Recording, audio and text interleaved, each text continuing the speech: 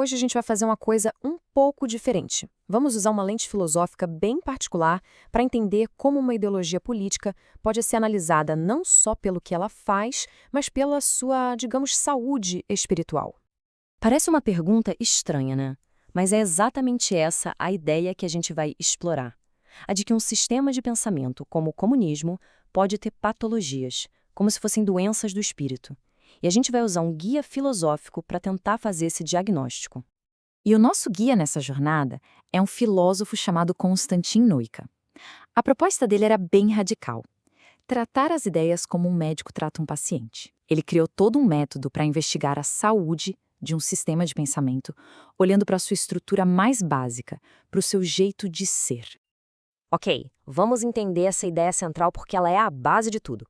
Para Neuka, um sistema saudável funciona como um circuito elétrico perfeito, com 3 partes. Primeiro, o indivíduo, a pessoa.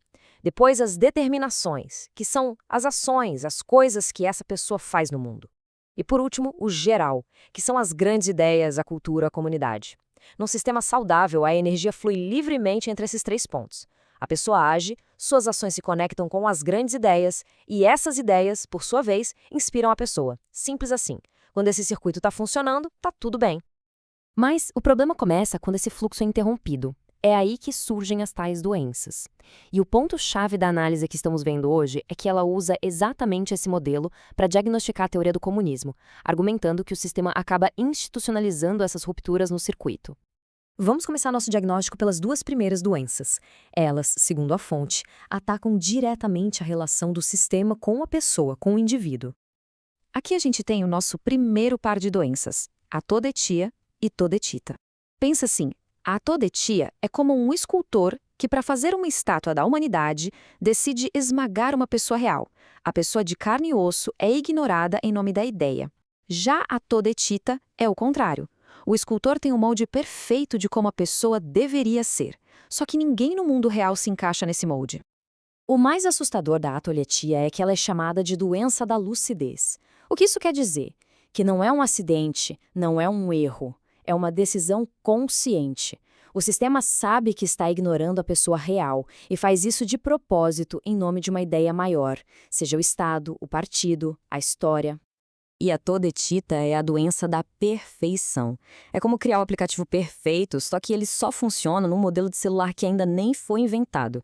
A teoria no papel é linda, mas ela não serve pra nada, porque não se encaixa na bagunça e na imperfeição do mundo real, das pessoas reais. E aqui a gente vê como a análise aplica isso. A autodestite seria o totalitarismo em ação. O indivíduo é sacrificado pelo bem do coletivo. Já a todelixita explicaria por que foi preciso inventar a figura do homem novo. Como as pessoas de verdade não cabiam na teoria, a teoria simplesmente inventou uma pessoa nova para si mesma. Certo. Agora a gente passa para o segundo par de doenças, que não atacam mais o indivíduo diretamente, mas sim o funcionamento, o ritmo de todo o sistema. O próximo par é oretita e arroretia. Para entender fácil, pensa no motor de um carro. A oretita é pisar fundo no acelerador o tempo todo, forçando o motor ao limite, querendo chegar no destino agora, já.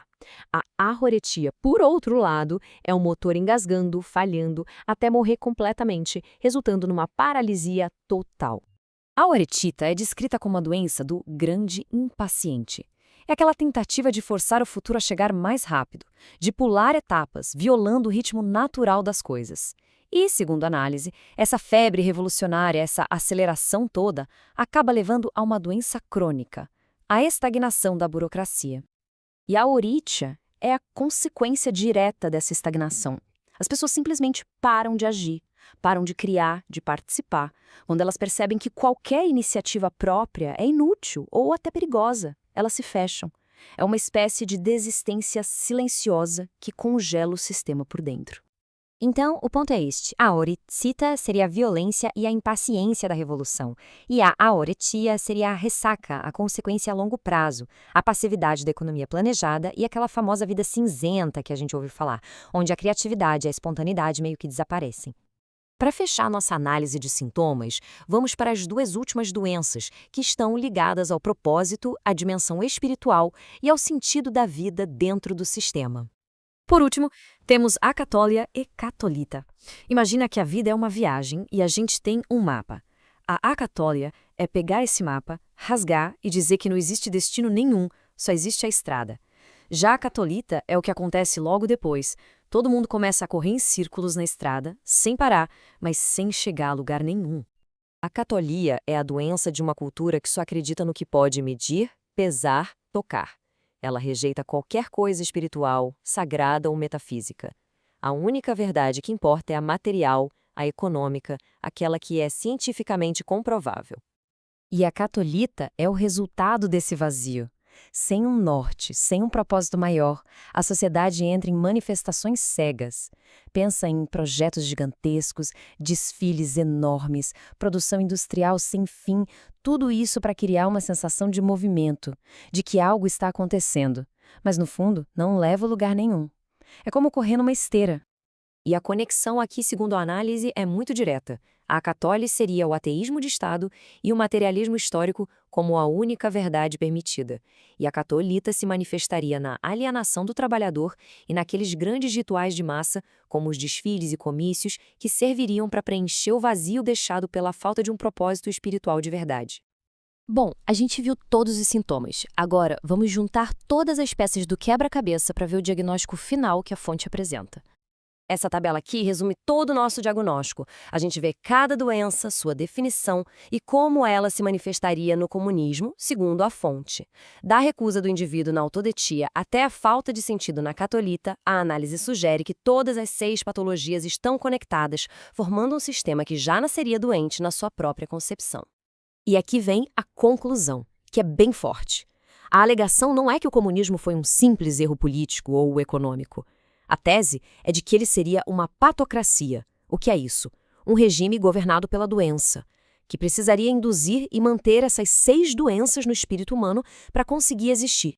Isso tudo nos deixa com uma reflexão final que vai muito além de uma única ideologia. Se sistemas de pensamento podem adoecer, como é que a gente faz para manter os nossos saudáveis? Como é que a gente mantém aquele fluxo equilibrado entre quem a gente é, o que a gente faz e no que a gente acredita? É uma pergunta que transforma essa análise filosófica toda numa ferramenta bem prática para o nosso dia a dia.